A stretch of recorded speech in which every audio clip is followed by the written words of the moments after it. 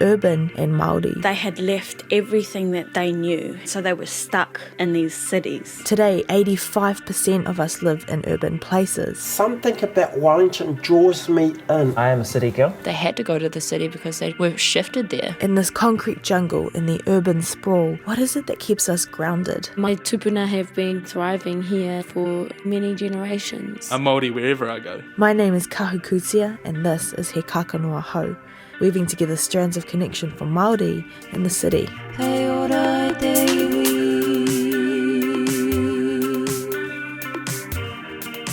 My parents raised my brother and I in Waimana, a small valley on the northern edge of Te Urewera.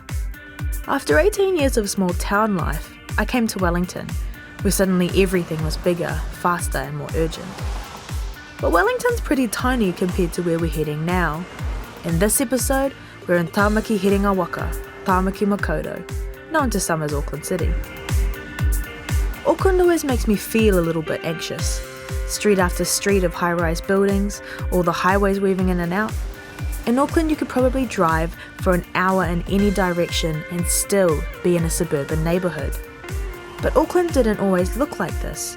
We forget that every city sits on Māori land. One of the mana whenua here in Tāmaki Makaurau is Ngāti Whātua. Who better to ask what an iwi identity looks like when your whenua is the city and you a host of people from all across Aotearoa and the world. This is episode 4 of He Kākano Ahau, mana whenua.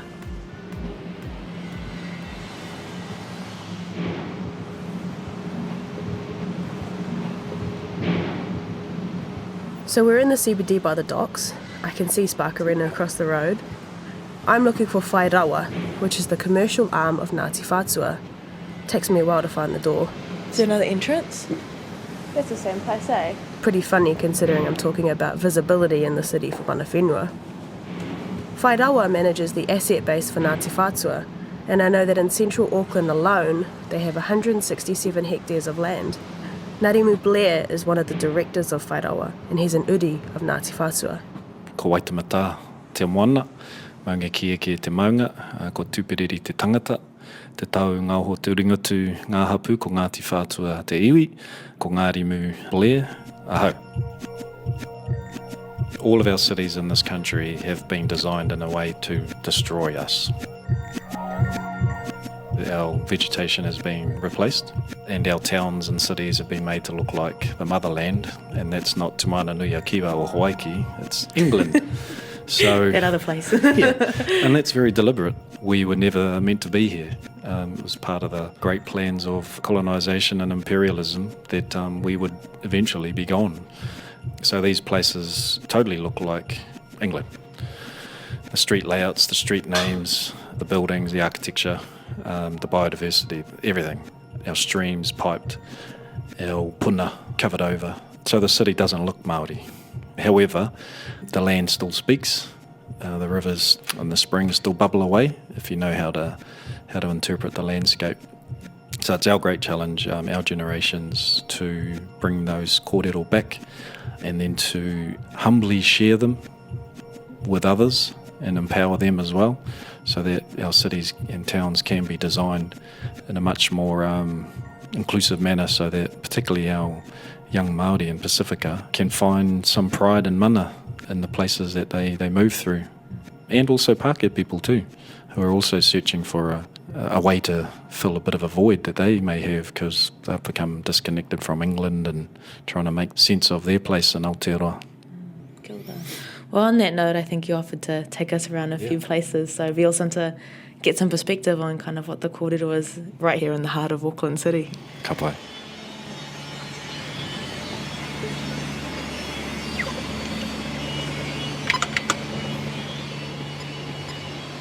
So this is Beach Road. It's called Beach Road because it used to be the beach. So all of this was all beautiful sandy bays. So this area is called Te Āhurutanga, which means the sheltered place. Just over across there, which is now used by New Zealand Transport Authority and the police. They pull the trucks over, bring them in and inspect them, inspect the driver's logs and the tyres and the loads and all of that. However, before Pākehā arrived, there was a village here, called Waipapa, a seasonal fishing village used by our tupuna. And then when Pākehā arrived and the settlers were settling mainly in the Queen Street Valley, this was where they would come to trade with us. We would have hundreds and hundreds of waka from as far away as Ngāti Whātua and Ngāti Maniapoto and the Coromandel. They would all come here, pull up their waka, and then set up all of their stalls selling their produce. Bushels of wheat, pigs, coal, quinces, watermelons, peaches, apples. And these are all the things our tupuna were selling to the settlers. This market was dominated by Māori, dominated by Ngāti Whātua and Ngāti Pāwa, who sent hundreds of wakas here every year. And the way we dominated the port here is we could undercut any settler entrepreneur. And that was because we didn't have any labour costs. We were a community. To be a part of the community, you had to work in the gardens, you had to go and fetch the pigs, you had to go, you know. But the settlers came here with their tikanga, which was individuals, nuclear families, and they needed to pay wages. So their costs of production were much, much higher, so we could easily run them out of business. Today, it's a slab of asphalt. But this is one of the most important sites in Tāmaki in that period between us working out how we live together with Pākehā. And we were pretty good at adopting Pākehā capitalism and bending it to our communalism. Governor Grey didn't like that. The Empire didn't like that. So their next strategy was to break us, which was the invasion of Waikato, Taranaki, Eastern Bay of Plenty, confiscation of 3 million plus acres of land, and then divvied out to all of the settlers. From 1860, we had the pinch of the land loss, no more trading. It was really the start of our big demise from the 1860s.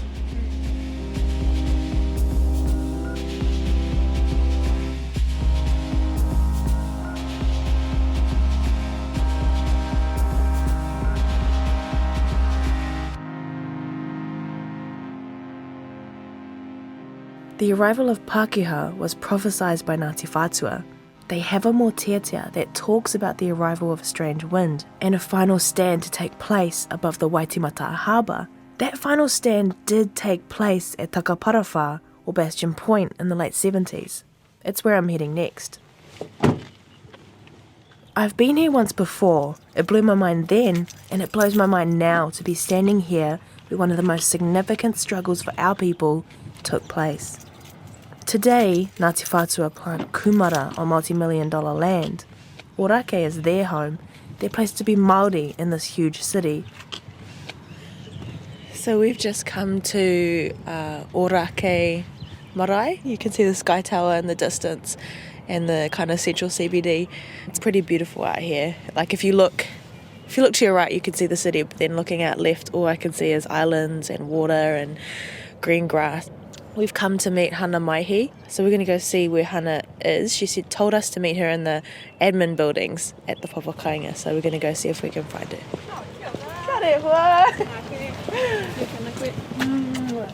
At 28, Hana Maihi is the youngest member on the Marae committee. Yes, please. She's a climate activist and artist. She's also doing her PhD on the effects of climate change on Māori in the Maramataka. I'm wondering if Hana Maihi considers herself urban Māori. Yeah, I don't like that term, but yeah, we are. We're in an urban environment. We're lucky to have a thriving marae that's still here, and our very existence is active resistance to all the people that tried to squash us and decimate us. And I love being here, and I love being Māori in the city. It's not always easy, but definitely, have a lot to be thankful for. On May 25th, 1978, 222 people were removed from Bastion Point. On the night of the eviction, this news report went to air. Bastion Point was occupied for a total of 506 days. The police operation was mounted with a methodical thoroughness that amazed onlookers. The police arrived in convoys of army trucks and buses and entered the land in squads marching 4 abreast. They then spread out around the meeting house on the point, forming a tight cordon with other police standing in the background as a reserve. Whether you leave peacefully and with dignity, or whether you are forcibly removed, is a decision for you to make. This is how the protesters reacted to that. In the face of police threats, a young activist by the name of Joe Hawke held strong to his vision. At about midday, the protest leader, Mr. Joe Hawke, arrived back from a trip to Wellington. After a tearful greeting from supporters, he told the crowd outside the gates that the government's actions were a form of creeping fascism, and he said he hoped to take the protesters' case to the United Nations. Mr. Hawke later told reporters they would be back on the land. We will build a marae again. On the land. On the land. The government has engineered a horrendous, imbecile act upon the mana of our people. They've desecrated a sacred marae. Joe Hawke may well have been right when he told his supporters today was only the beginning. The marae that Matua Joe Hawke mentions was eventually built, and today is a place that welcomes thousands of people every year. I can absolutely understand and be totally grateful for the stand that our whānau made. Joe Hawke, he put his life on the line, he put his whole whānau and career on the line so that our generation can have what we have now. I think that's huge, and it definitely puts my life in perspective around what I give energy and time and support to. But I also think it's a really good reminder for our generation to go, what are you prepared to fight for? What do you stand for? I don't know if we really know that, or if that's a question we're asking ourselves, but it's definitely timely that we start asking that. You know, history repeats, and we're seeing ihu mātau and the occupation out there, and it's just like one and the same, erua, erua.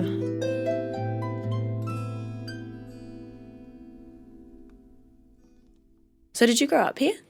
Yeah, I grew up just down the road, spent pretty much my whole life here in Ōrākei, which was awesome. It was amazing growing up here.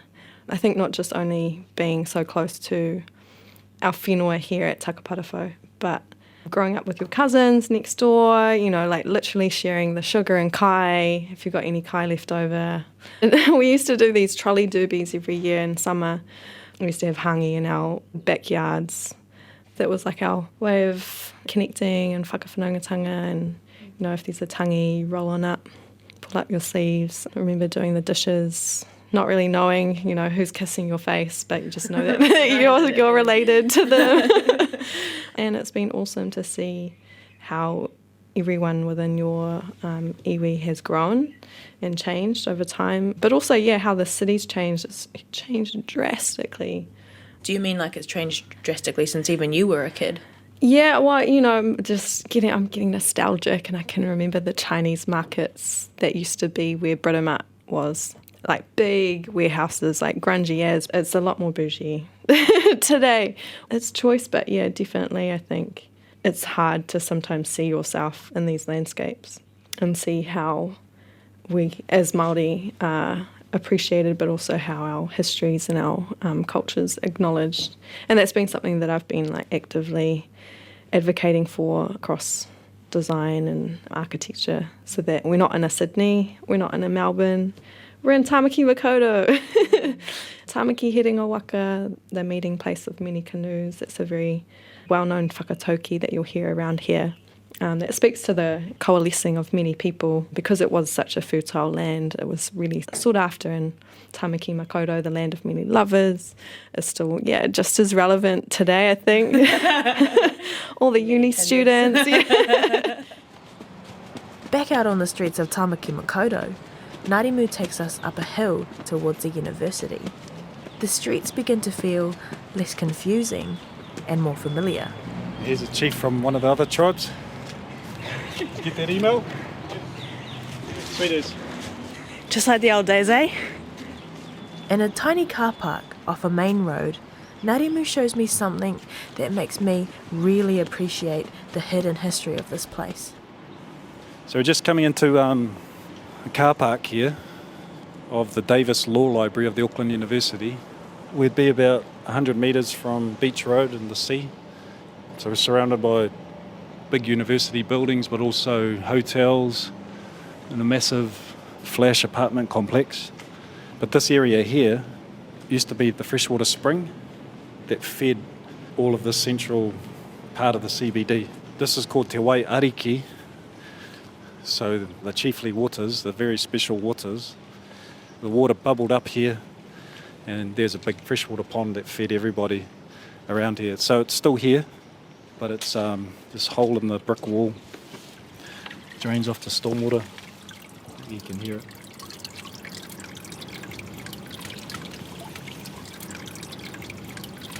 When the settlers arrived, we used to sell the water to the ships coming in until one day there were too many Pākehā. There's one written record of one ship coming in, they just pulled out their muskets and said, no, we're not paying any Māoris for any water. And that was the end of that. We haven't sold fresh water since. There's another spring in Newmarket, Te Punarere Maruiwi. That in time became the water source for Lion Breweries.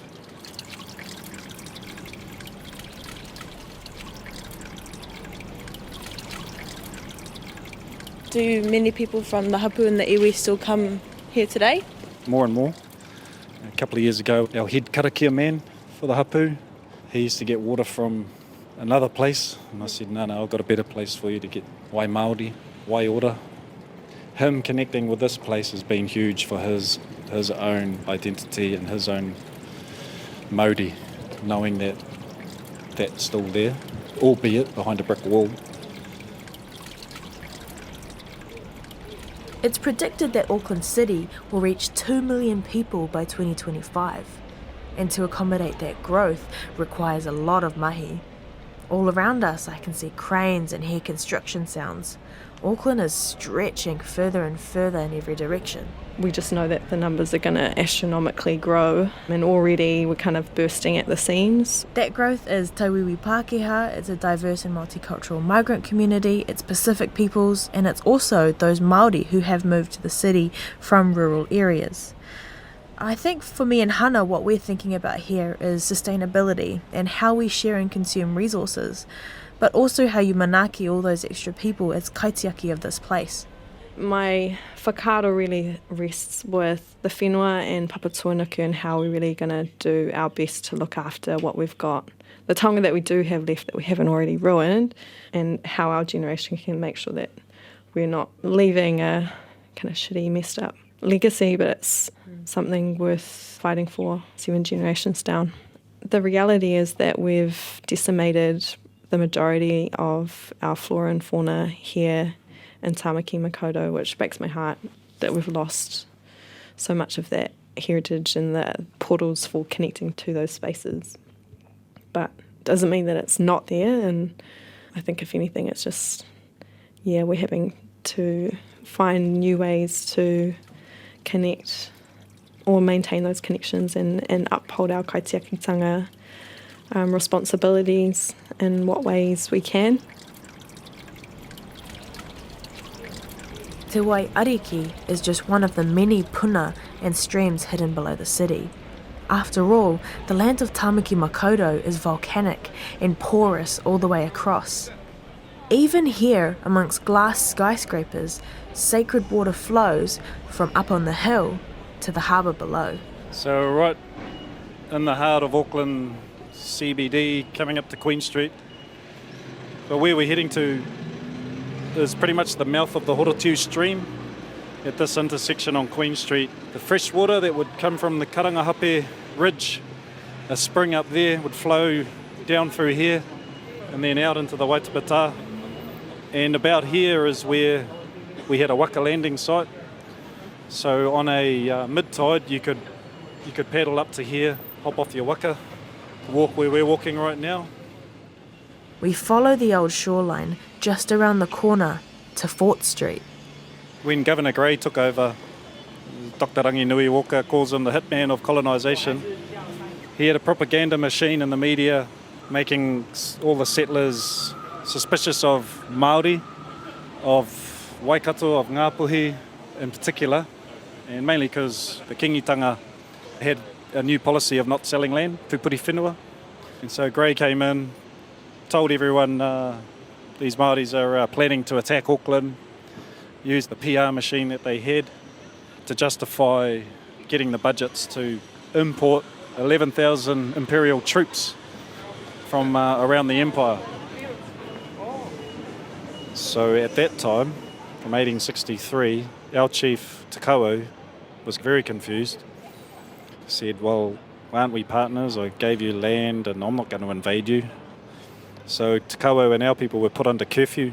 Could only come into the city during the day but had to wear a red chevron sash around the arm to show that they were friendly natives and weren't allowed out of the village at night during that whole period. Te Kahu's son Te Hira wrote to the paper of the day, "We have heard of your taunts in your newspapers about calling us blackfellows. The blackness lies in our skin, but not in our hearts."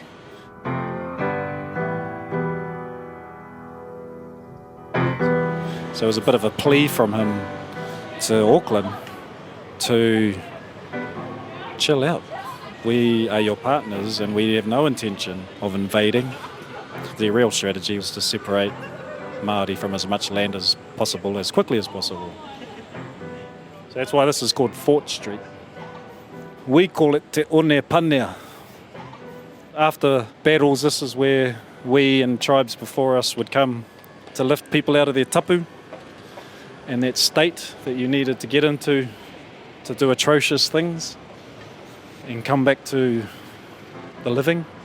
And as part of that, the heads of slain enemies would be staked along the beach here by Sal's Pizza.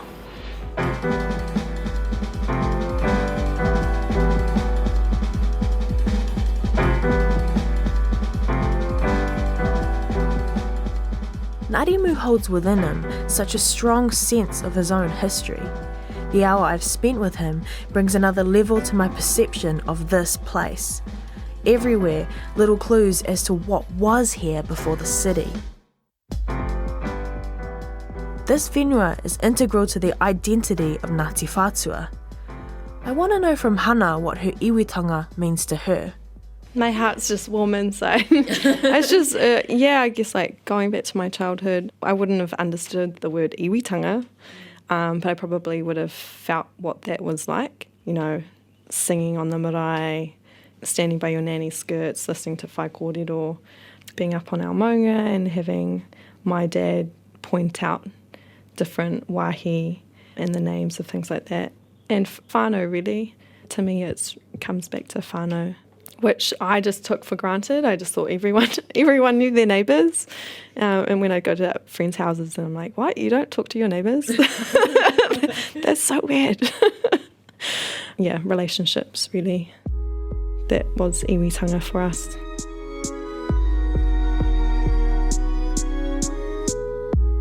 Our generation, we've a touch with a button and you're connected. You know, internet has changed the game. But you could argue that we're not visiting those special places or, the places that we connect to as much as we could. So for me, that's the wero, that's the challenge, is I want to be able to do that so that I can close that gap for the generations to come after me. Yeah, and I'm just really keen in figuring out how we can get more rangatahi back to our marae and comfortable on the marae too. Our rangatahi are descendants of great navigators, scientists, writers, poets, and I really would love for every rangatahi Māori to not only know that, but know that that potential is in them. And I think if people knew that growing up, in the face of all the stories that are constantly pushed on our rangatahi to be criminals and to be a burden on society, we have to change that narrative. That narrative isn't true. And so I love being Māori and I just want others to feel that too.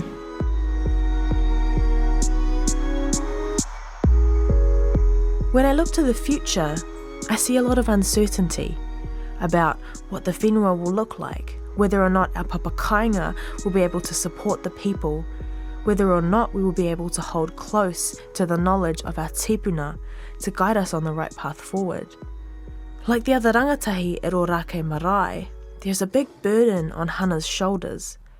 But she seems content with the idea that there is an established path before us, and that path can guide us into an unknown future. It was another generation that fought to keep this land for her, and now it's her generation's time to keep that vision, that intergenerational dream, alive for Mokopuna in the decades to come. The question that sticks in my mind from the Bastion Point occupation and all our tupuna that paved the way for us, whether it was the kohanga reo movement, fighting for land rights, is if not you, then who? And if not now, then when?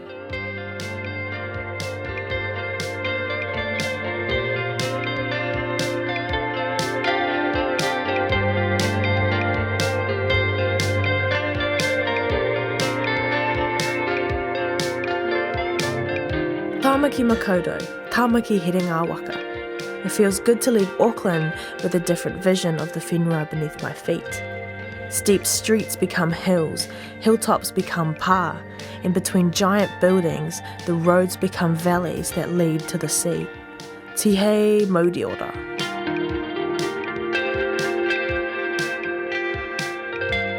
Coming up in episode 5, at 8 p.m. on Wednesday the 24th of July, I find myself on the last flight of the night to Auckland. Just like Matua Joe Hawke and our Pakeke fort at Bastion Point, another whenua struggle today has come to a head. The karanga has gone out for people to come and protect the land. With my backpack and my gumboots, I'm making my way to Ihu Mātau.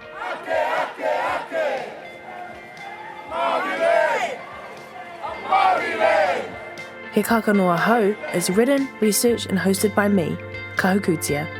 Produced by Francis Morden. Melody Thomas is the editor and production and script consultant. The theme music Rito is composed and performed by Geneva Alexander Masters. Additional music by Marati K, Electric Wire Hustle and Asia. Artwork by Huriana Kōpeke Te Aho. Mark Chesterman is the series engineer and Ursula Grace is the executive producer. Archival sound recording in this series is from the RNZ collection at Ngā Taonga Sound and Vision, and it's all made possible by the RNZ NZ On Air Innovation Fund.